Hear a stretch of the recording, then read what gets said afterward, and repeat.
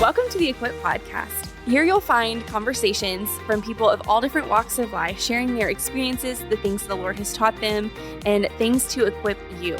Equip is based on Ephesians 4:11-13 that talks about equipping God's people for works of service so that the body of Christ may be built up. That is our goal here, to build you up and equip you through seasons of ups and downs in life.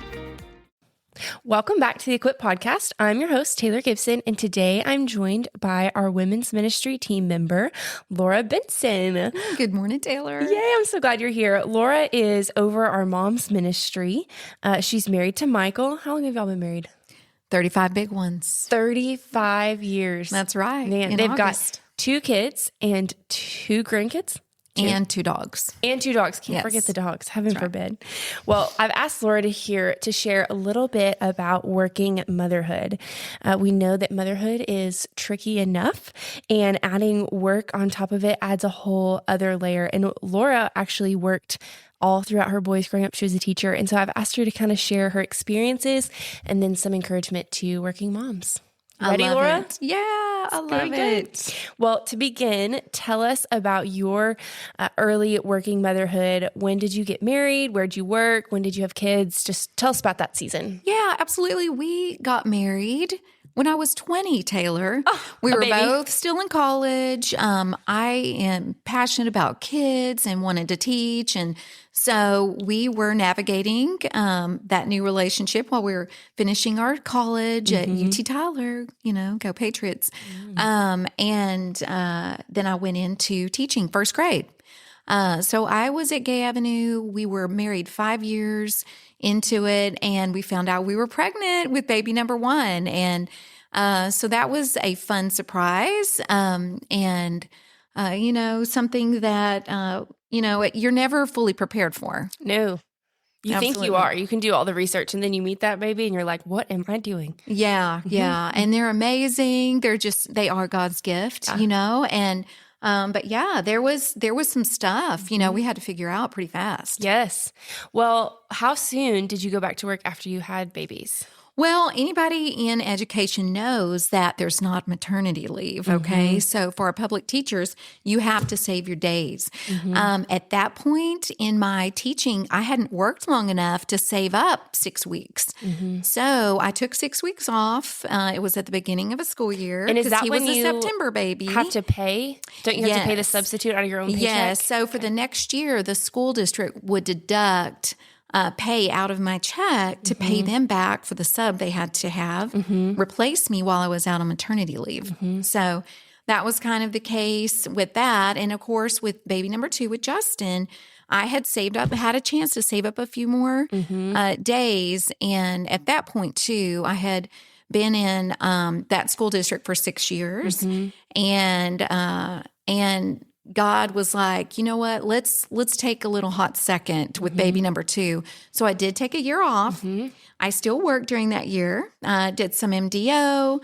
I worked for School for Little Children with field trips. I worked at Canton Trades Days. Let me tell you, that's a whole fun little. That's a whole thing. Yeah. Yeah. So you worked, just not full time. Exactly. Yeah. Just kind of slipped in some side hustles. I have noticed that with our moms. We've got a lot of side hustlers. I'm all for it. Oh, yeah. Well, as they got older, how did you approach extracurricular activities? Yeah. So, our Michael and my second date was 2-on-2 basketball. So that says a lot about you. Yeah, that's something both of us have in common, that even as empty nesters, we've returned to sports, running, doing triathlons, which was on my bucket list. Triathlon. Yes. Plural? You've done multiples? Yes. And I wish y'all could see my eyes. They're just wide. It's fun, but we love pickleball. We love golf. We love lots of things together. Well, our family did too, having boys. We love to play together as a family. And so, you can get involved with a lot really fast because there are so many opportunities. But for our family, it worked out best for us to have one sport a season. And so as they wanted to dive into soccer and t-ball and basketball, we had 2 little boys who wanted to play. And when little one wasn't old enough to be, on a team, we would always have his stuff, his balls and his bats and his things he could play with while Big Brother practiced. And so that was how we did it. And it really helped a lot. Yeah. Well, and even financially, that would help a lot. I mean, some of the sports and things, you get into club teams and all of this, they're expensive. Yeah. As they got older, we traveled with select ball teams. And so it does add up, and your weekends can fill up fast when you're trying to run to that tournament. And sometimes, Michael would be coaching one team and we'd have to divide and conquer. I'd take one and he'd take the other.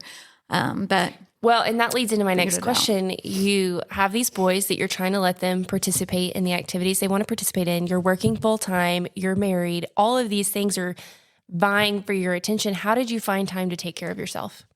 Yeah. And that's something you have to be intentional about, and you have to be creative, very creative and resourceful. For the boys, I really would take the time. If Michael was coaching them one evening, for example, I would be walking the dogs, just having a minute. I would have to say walking is so healing. Getting outside, and I know everybody's touching grass these days, but it's or should be. Right? But it is healing to get out in nature. And so I found that to be healing. And let me tell you, there was no Instacart back in the day. So even going to the grocery store, Taylor, there would be moments when I had to take the kids, and those were always a fun, eventful adventure. But it was almost like a little mini break to take my time and go to the grocery store. Well, and we've reached the stage with my son where he is starting to recognize foods. And so if he sees me buying bananas, he'll immediately start doing the more. I need to eat. And then when I don't give him one, he's quite upset about it. Yeah. And so it's a whole other level of thank goodness for grocery pickup. Yeah, you go check out and you see little things in your bag that you didn't know. And believe me, Laura Benson knows how to do that as well. Oh, yeah. Oh, yeah. Stuff finds its way in the basket. Well, I want to talk to you about meal times. I think sometimes this really applies to stay-at-home moms or working moms. You've done so much all day, and then it comes time for dinner time, and you're like, oh my gosh, I have to feed these kids again. What am I doing? So how did you do that? What did that look like? Did you still cook for your family? How was that? Oh yeah, food is our friend. We love to eat as a family, and you do have boys, and we were both working for a reason. Financially, we needed to do that. So, of course, there were nights when we would have to eat out, but in general, we would plan the meals and I would cook. And so I had a 2 or 3 week rotational list with some of our faves, and I'd kind of spread them out. We always would have a sandwich night and a breakfast night included in our week. But, on the weekend, I would slip away while Daddy was playing with the kids or whatever, get the groceries. And then after school, it would be such a blessing to just have it at home. Maybe the meat was in the crock pot and ready to just be put together, but just having it at home was a huge help. And not only on the budget, but also just as a working mom, everybody's starving. We all would have snacks after school when I was finishing up, but everybody's hungry. We don't want to get hangry. And so I had to hit the house, let them play for a second while I was quickly putting dinner together because that was the next most important thing we needed to do. Yes. Well, one thing that gets me too is packing a lunch for school. I mean, that every time I'm like, I don't even know. And then I'm trying to be cognizant of he's a toddler. He can't use a utensil yet. And so what can I send that's finger food so the teachers aren't having to like spoon feed him things? But what's helped is making extras of dinner, and then he just eats leftovers for lunch. Yeah. And me too. Yeah. And you can tweak your leftovers so they look a little different, or rotate it 2 nights after because it can sit in the fridge. You can maybe dress it up or add a different side to it and make it not, because, sometimes our eaters, aren't into the leftovers. Oh, yeah. But it's crazy, when you do a little budget analysis, it's crazy how much you can save. And with food costs rising, that was always something that we would try to do because it really did make a difference in our overall budget. And we're tired. Yes. We're exhausted. Yes. We want to just come home and chill. And so that was another big thing. It was nice to just hang out with the family and not have to enjoy a meal. Run around town. Well, and the crock pot is your best friend. Yeah. That's so good. Really Mimi, helpful. our women's ministry administrator, was telling us that she has Monday night is ground beef or beef, tacos, burgers, steaks, whatever. And then one night's chicken and one night's breakfast and one night's pizza. Like she has it. And so it changes every week. Like maybe it's a different chicken dish or different beef dish. But generally she knows on this night, this is what we're having in this genre of food. Yes. And so that simplifies it too. It really does. My sister-in-law, when they were first married, I don't know that she still does this. They would have the same meal every Monday. Every Tuesday would be spaghetti. Every Wednesday was taco night. Every Thursday was white chicken chili, whatever. They'd picked 7 meals that they have for their week. And so every time they go to the grocery store, you're getting the same stuff and you're just repeating it. Now, I don't know if they still do that, and that might not work long term, but maybe for the month of November, these are the meals that we're doing, and then it changes in December. Just whatever makes it easy for you. Yeah.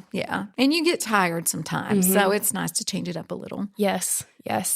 Well, how did you find the energy to keep going in the midst of probably one of your busiest seasons? I don't even know. The only thing I can say is the Lord. The Lord brought us through it because it was a busy season. There's no magic formula. There's no hack on surviving motherhood except for me, in my experience, leaning in on the Lord. He brought us through, like I said earlier, unexpected seasons. He's brought us through the marathon. I alluded to us being a sports family. And as a runner, when you start running that first mile, it's like your body is kind of accepting the fact, your lungs and your legs. Okay. The first mile in, it's like you're kind of cruising with it. And I just would encourage moms just one day at a time, because it is literally a marathon you're running. It's not something that you can conquer in a day. I remember after I had Brooks, being on maternity leave, and if he kept me up all night, whatever, it was fine. The next day I would lounge around in my PJs or take a nap when he napped, get rest. And now being at work, if he keeps me up all night, I got to slap on a little extra concealer and figure out how to put sentences together to talk to other adults. And that was one thing that the Lord has used to really say, you have to be dependent on me. Like, you cannot do this in your own strength. And really, that has been my prayer just about every day, is that the Lord would give me the energy that I need to make it through the day. And not just make it, but to do well, to honor him. That he would multiply sleep, that he would, whatever it would be, whether you are dealing with tantruming toddlers, whether you have teenagers that are maybe in a season of rebellion or talking back or whatever it may be, but just taking that to the Lord of, give me what I need to do today. And tomorrow we'll face this bridge again. Yeah. And he will. That Isaiah 40:31 was a really meaningful verse. When I was in college, I had mono 2 or 3 times, and just depending on him for just literal strength. And in motherhood, it just added another layer of meaning, because it is for everything, emotionally, spiritually, physically, strength. I remember days where I would drop my class off for lunch, and I would tell, some of the teachers, I'm going to be in my room in a beanbag taking a quick nap.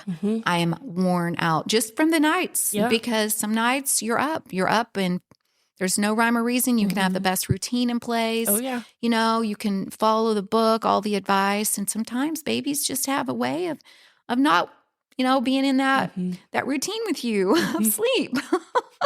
They don't get the memo sometimes. I don't know. Yeah, sometimes. Well, and I think so much this season can feel like chaos. And it's like Isaiah 26 talks about, you keep him in perfect peace whose mind is stayed on you. And that's what we're asking the Lord for: peace for our homes, for our families, for our minds. I want to talk too about chores, because a lot of times as a mom, we carry the weight of some of the household chores. So how did you balance that in your schedule? Did you incorporate your boys in that? Did you and your husband split that? How did that work? Well, from day one, Michael and I were really equal, 50-50 on chores, which I love. He was not above doing things, and so that was really helpful. And when the kids started coming along, we were like, we can do this as a family. You need to learn this, and this is going to be something you have to do anyway as an adult. And I have promised my daughter-in-law that I did teach my children how to dust and wash dishes, how to sweep and mop, how to wash their lawn. I promise. That is the greatest gift a mother-in-law can give her future daughter-in-law. Don't let them pretend, But literally, when they were littles, they would have socks on their hands helping me dust. And one visit to the grocery store, they decided to mop with little kids' mops. Those mops came home, but they never wanted to mop with them again. But, there are certain things that Daddy liked to do, like vacuum and mop. Yes. And the kids would help pick up their toys. They would help, with whatever developmentally they could help with. Well, and there's so many things you can Google now of age-appropriate chores that your kid can help. I mean, some of it is, I have a 1.5-year-old, and he can put his toys in a basket. I mean, it takes 6 times longer than if I were to do it, but being patient with him and watching him and helping him, okay, put your toy up here. Like, he can do it. He knows how to do it.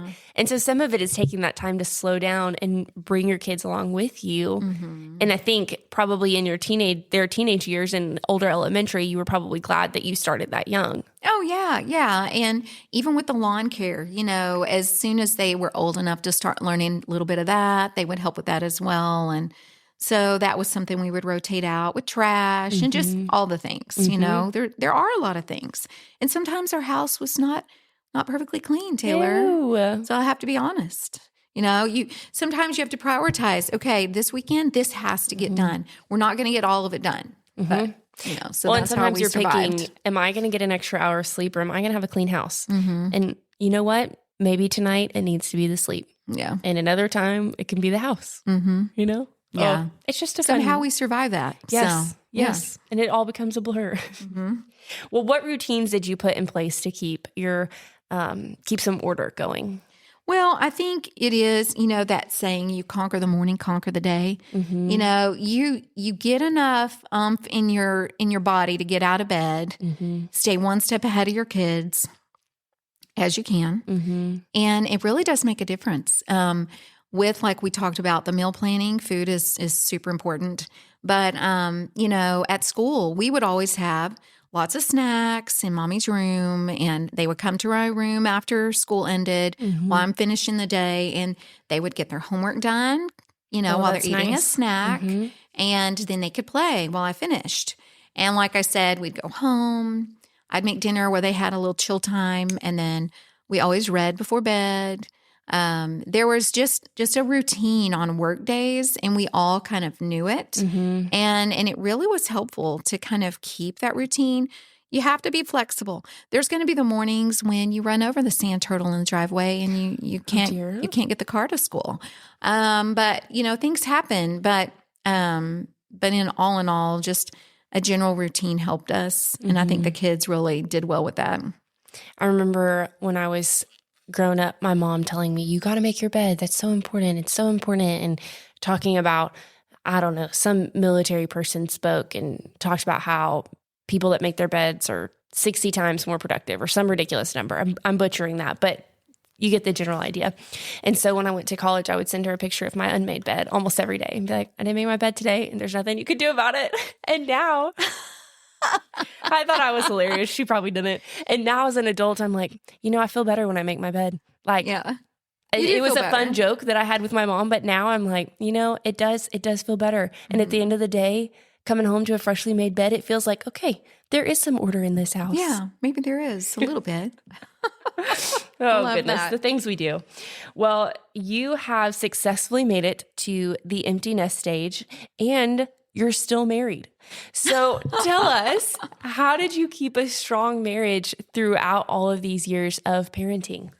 I would say, by the grace of God, number one, pray for your husband. Pray with your husband. 35 years of marriage is just such a blessing to be in this season with him.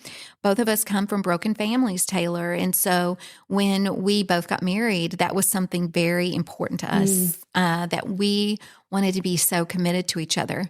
But even having that commitment, even being in the Lord, we know it's not easy. It's a sanctification process, right? Being married. And then adding kids to that, it's even more.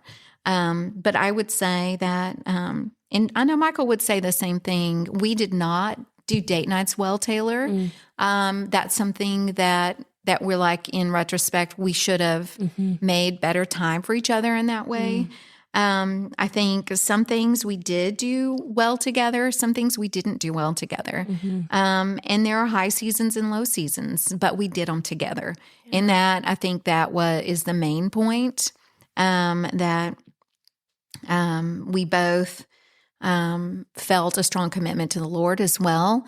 We went to church together. We served at church together. We felt like it was important to help volunteer in the kids department even.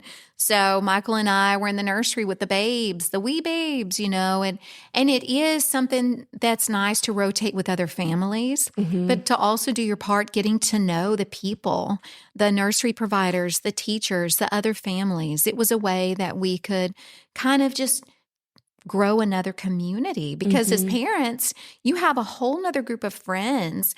And even our oldest son, our friendships with the families with those are different sometimes than our younger son's friends, because we all have different ages and stages. But I would encourage that too, because that was a blessing even in 6th grade with our JJ 56, and doing it together. That was, I think, really a commonality throughout the years, doing life together. Well, and did that look like things that maybe he wanted to do that you weren't interested in, sacrificing, and vice versa? Or did y'all only do things together that you both wanted to do? Lots of sacrifice. Okay. Yeah, lots of sacrifice. There were things that were important to him and things that were important to me, and giving each other flexibility and covering their back so that you could do that. That's really good. There were some mission trips that I went on, and he covered my back. I kept going to school, Taylor. I'd driven for every college hour I've received. So when I decided to get my master's at Southern Methodist, there were no online classes. I had to drive once a week. And so I really love that he supported me in that. That's good. And there's sacrifice in it too, and that's how it should be in any relationship, really. Yeah. Compromise involves that. Oh, yeah. So that's a good reminder. Well, what did your relationship with the Lord look like in the parenting season? Yeah, I feel like as a college student going into motherhood, adulting, you kind of see over the years how your time with the Lord may have to change or make some pivots because of just a change in your schedule. And I think in motherhood, it definitely had to pivot. And I had to get really creative because your attitude will change. You start missing time with the Lord, and you will start sensing that, and others will start really seeing it. And so I love this journal I found. I love to journal about the boys. I highly encourage it. Which I will tell you, on the other side of that, my husband's grandmother just passed, and she had a prayer journal. And there's been different things that she wrote down in her journal about my husband and his twin and just their siblings and having grandkids. And as my mother-in-law has been going through that, she has shared some of that. And it's been so sweet for my husband to get to see just the legacy of prayer that has even gotten him to this point. And it just so sweet. That is amazing. Yeah. Praying for your kids. It starts while they're in the belly, before they're in the belly. But I found a note. It said, spend time spring cleaning and refreshing my relationship with God, because only He can purify. That will positively affect my attitudes, my relationships in all areas. Referencing Matthew 26:41, keep alert and pray. Otherwise, temptation will overpower you. For though the spirit is willing enough, the body is weak. Amen. 2 Peter 3:18. So I love that note, because being a woman, it's so multifaceted. As a daughter, as a sister, as a friend, and then as you grow into adult life, being, including your job or career, being a wife and a mother, there's so many facets to being a woman. And I just feel like the Lord has just been with me the entire time. And some days you don't feel like it, but you press into it anyway, because it's beyond a feeling. It's like a rock. When you look at Psalm 62, he is my rock and my salvation. He is my fortress. I will never be shaken. And when you start claiming verses, girl, I had verses on my bathroom window, verses on my refrigerator, in my purse. I'd be doing state testing and I'd have a ringer of verses I was going through, or even a little tiny binder on my desk if I had a second at lunch. What I'm hearing in that I love is the desperation in your voice for the Lord. And I think a lot of moms have the desperation part, but not realizing that desperation is for something that only the Lord can fill. And so that's what I want the biggest takeaway from this to be, is just the desperation for the Lord of get in where you can. Put a verse in your car, put a verse in your bathroom, in your purse, wherever, like taking that time and making that a priority, because that is where we get our energy, our peace. That is where we get the will to keep going. I mean, would you agree? Oh, absolutely. Even in your music, Taylor, I think there's so many things that can positively impact your day. And even, I would call it to the boys our Jesus Jam. Let's get our Jesus Jam going, boys. And, some days when you're having a hard time kickstarting things, that song or that music can really help lift you. Yeah. So. Oh, that's good. Well, how did you keep a positive attitude in all of this? You mentioned earlier that working wasn't necessarily something that you wanted to do, but something that you needed to do for financial reasons. So in the midst of that, how did you keep a positive attitude and mindset? Yeah, I think, every family is different. For us, we would sit down and look at our budget, and this is what we need to do. It's just a fact of life. And so even as I stayed home that 1 year with both boys, it was a struggle. It was quite the challenge. And even with some very, very huge ways to save money, we just were like, I'm going to need to get back. And so the Lord provided, and had a job going into early childhood at White Oak at that time.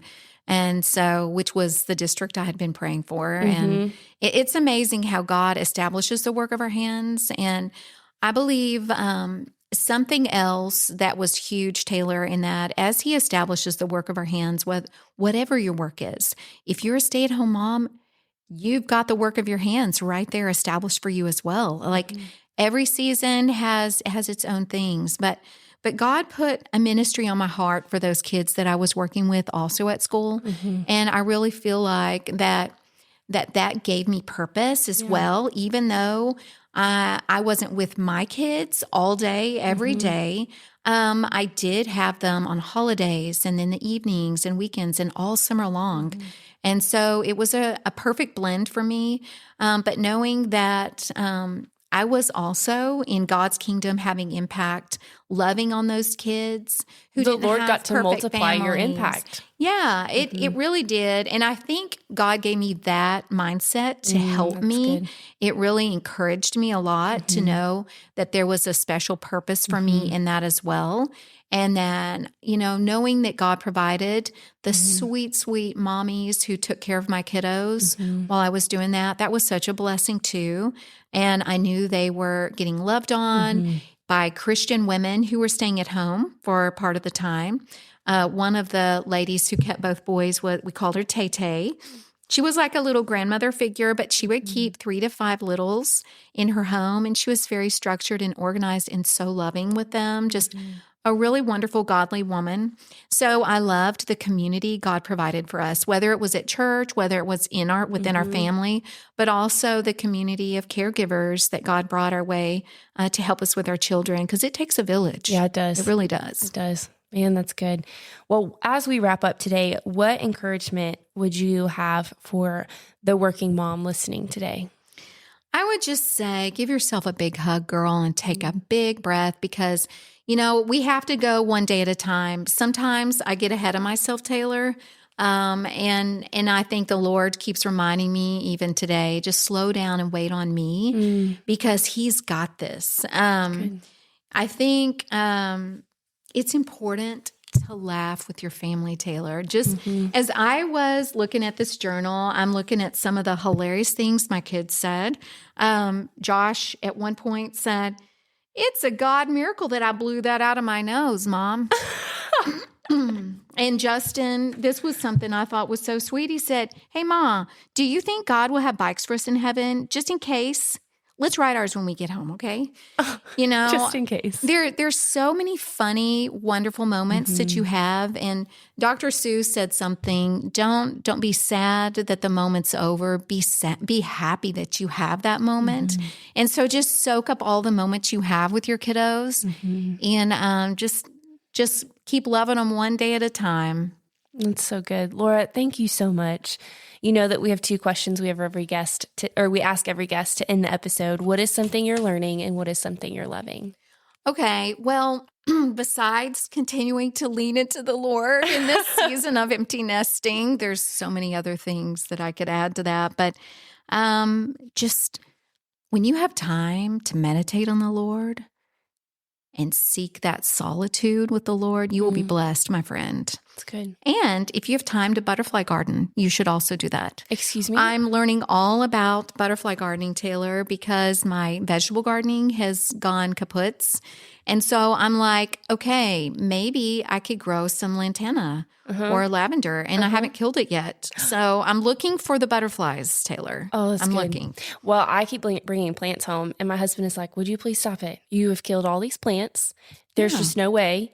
I mean, I haven't killed all of them, but I did kill a snake plant, which is supposed to be the one plant that you can't kill, and I managed to. But I want to be a gardener. I want to grow my own food. Yeah. It's not happening, but I'm going to keep trying. We'll find it. We're going to do this together. Yeah, we can do it together, Taylor. We'll figure it out. Well, Laura, thank you for being here and sharing just some encouragement and experience that you have as a mom on the other side of this.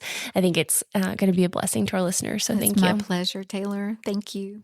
Thanks for listening to the Equip Podcast. Be sure to subscribe to be the first to know when a new episode drops. And follow us on social media to stay connected. We're at GABC_women. See you next time.